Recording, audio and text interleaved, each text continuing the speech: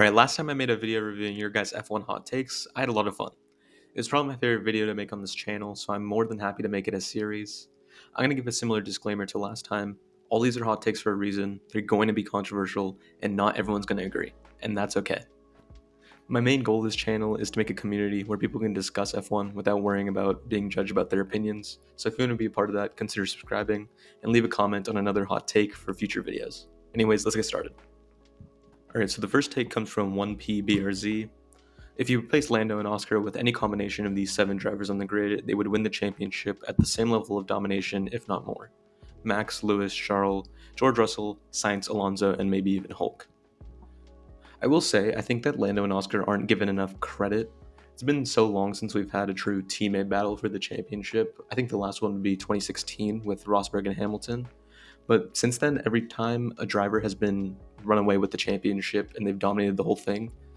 So it's really different now compared to back then because there's no situation where one car is better than the other at a certain track or something like that. These guys are really just going toe to toe. It's perfectly fine to not completely dominate the season, and I think that's been tainted by the fact that the past couple of years have been Max Verstappen domination, and before that was just Lewis Hamilton domination. I will say, I do agree that some of the drivers that you mentioned would be sustainable in the McLaren team, and I think that they could do a good job.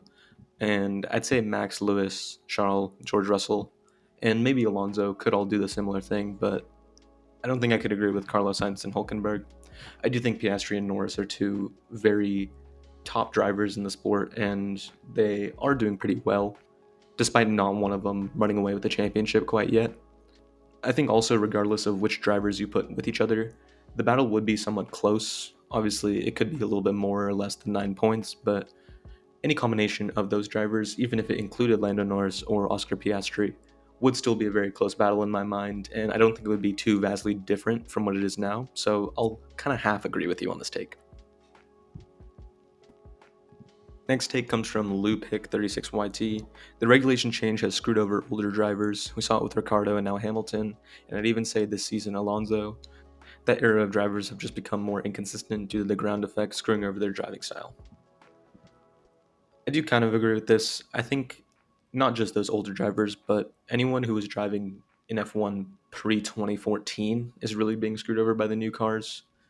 More specifically than ground effect, I think the way that the cars have to be driven with the ground effect is the real issue.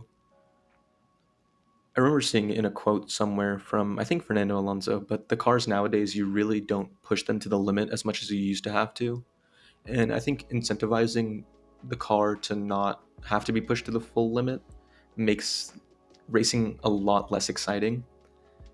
I think that's also why we're seeing all-time lows of stuff like safety cars and red flags, but that's not really too big of an issue because that is safety concerns.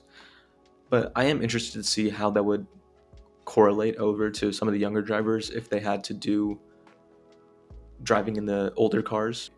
Like if the 2026 regulations solve that issue and the cars have to be pushed to the limit again, we might see a drop off of some of the drivers that are in the top spots right now really fall back if they have to adapt to a completely new driving style. But like I said, I don't think it's really an issue of the cars being the issue, but I think that not only do the drivers have to adapt to a completely different car, they also have to adapt to a completely different objective while driving the car, where they're not pushing it to 100%, and it's more like a 90% and just kind of stay in the race and do what you can with that. Next one comes from Gory Niche 443. Latifi is better than Russell. He beat him in 2020 as a rookie and was faster than him in a lot of races. He's extremely underrated for real. I will say, I don't think he's better than Russell, but I do think Nicholas Latifi was underrated. You have to remember that making it to F1 is still a good feat, and you have to have some level of skill to make it to that point. I do think in that Williams car, especially in the time he was there, it was really hard to impress anyone because they were just so bad. Even if he has a good performance, it's just going to be like a P17, and if he has a bad performance, he's just going to finish in P20 like normal. He's had some stand-up performances. The one that's at the top of my mind right now is Silverstone 2022, where he qualified in the top 10 and then had a race start where he went up like 3 or 4 positions, if I'm not mistaken. That was pretty impressive, and I was just looking at my TV screen with just in awe. I didn't understand it, but it shows that he did have some level of skill that was there. It's just that it was kind of a dumb situation to be in at Williams, that he wasn't really able to prove anyone wrong. I mean, it's like he always had that label of just being a meme in F1, but you really look at it, he never had a chance to prove anyone that he wasn't a meme because the team he was in was a meme at the time. I will say he did have his moments that did make him deserving of being a backmarker, but I think also it's just been ingrained in the minds of people to hate Latifi, but he really wasn't as bad as I think people say he was. I will say George Russell was a lot stronger than Latifi, but I'm about to get into a take about George Russell, so let's go into that. Both Rhino8604 and Chicane Y1E made takes about George Russell being the second best driver on the grid. I will say I'm not too sure about second best driver in the grid because I personally don't have a set rankings in my mind. Putting these drivers in a definitive order is just so hard to me because it's going to be different for everyone based on what you value more important in a driver. So saying he's second isn't really something that everyone's going to agree on, but I do think that he is in the upper echelon of the sport right now. He just has that killer consistency where he's always finishing the top 5 of the races, and he's always in a position where he's able to capitalize off of others' errors, if that's somehow sneaking onto the podium or getting 2 positions or something from a team making a strategical error. He's really just able to always be there when someone makes a mistake. I will say he does drive with the objective race by race, meaning he's always trying to shoot for the best thing per race rather than racing for the championship, and that does hurt him sometimes. So I would be interested to see what he would be able to do if he was string together the same sort of accomplishments if he was fighting with a championship in mind. It really is unfortunate for him though, because I wish he was at Mercedes a couple years earlier than he was, because Mercedes just fell off a cliff right as soon as he got there.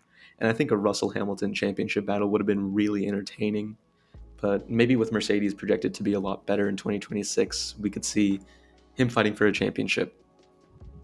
All right, from VLEX VV8186, Hamilton is severely overrated 2008 season onwards. He took his titles in incredibly dominating machinery, and when Max Verstappen's car came close to Mercedes during his reign, he bled points quickly until his team gave him a better car once more. His inability to adapt to ground effect cars and him being obliterated by George and now Charles only proves my point. He was never Schumacher, Senna, Alonso, or Verstappen tier driver, more like a Lando or Button tier driver, winning only when his car was better than the pack. I will say I personally don't agree with this argument, but I think depending on what you value within a driver more, he could be lower than that top tier of Schumacher, Senna, but I don't think putting him down to the level of Button and Lando is the right place to go. It's undeniable that he did bleed points to both Vettel and Verstappen, but he did completely dominate the sport for such a long time that I think it's hard to discredit that. 7 championships isn't something that's you can really get by being at a Lando or Button territory. He still had Nico Rosberg as his teammate for a good amount of time and Valtteri Bottas, which they were 2 very solid drivers. So I'm not saying that he just completely was at that level where the car was carrying him, because he did beat those guys pretty significantly most of the time.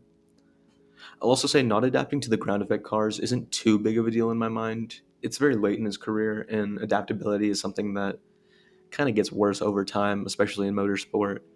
And the 2 drivers he's lost out to, being George Russell and Charles Leclerc, are 2 drivers that are held very highly in terms of their futures in the sport. A lot of people rate them very highly, and most people this season have them in their top 3 drivers by performance. I personally still put Lewis Hamilton in the top tier, but if you do have the argument and you believe that his time at Mercedes wasn't as valuable, I could see you dropping him a little bit, but I think a Norris Button level is too low.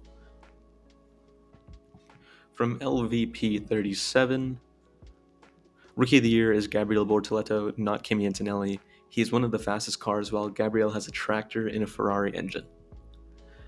If you've watched the channel, you know that I'm a big fan of Gabriele Bortoleto, and he's my favorite rookie on the grid by far.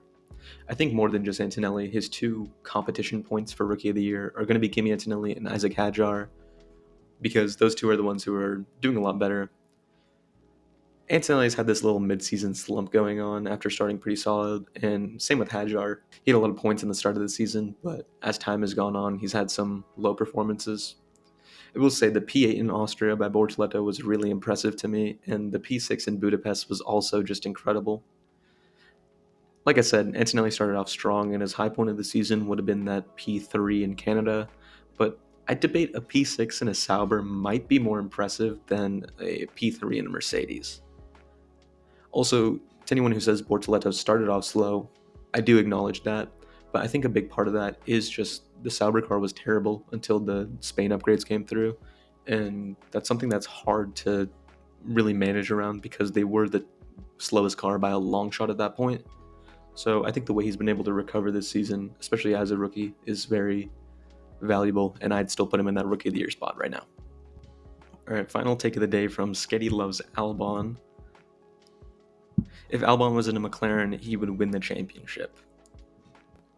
I do believe that Alex Albon is the most underrated driver on the grid right now. I was actually going to make a video on it a couple of weeks back, but it was too short, so I didn't end up posting it. But I do think if Albon was at McLaren, or any top team for that matter, and they were giving him patience and he could actually adapt and develop as a driver, he could definitely be in that championship position. I think in terms of skill, he's on a similar level to both Piastri and Norris, but he's not miles better like people compared the McLaren drivers to right now. So I think he would slot into the similar position that they're in right now, where they're very close in a driver head-to-head. It really is a shame about the Red Bull stuff that we never really got to see Alex Albon in Red Bull in that dominant time. But I think his time at Williams is very valuable, and it's really shaped him into a better driver. That I think if he does get the opportunity later in his career to be at a top team, it's going to pay dividends on what he was able to do at Williams to really hone his skills and become a better driver in the sport. And I wouldn't be surprised if he's a future champion if he does get the opportunity. All right, I'm going to call it there. I think that was enough takes. Remember to leave a comment on another hot take for the next video, and that's it.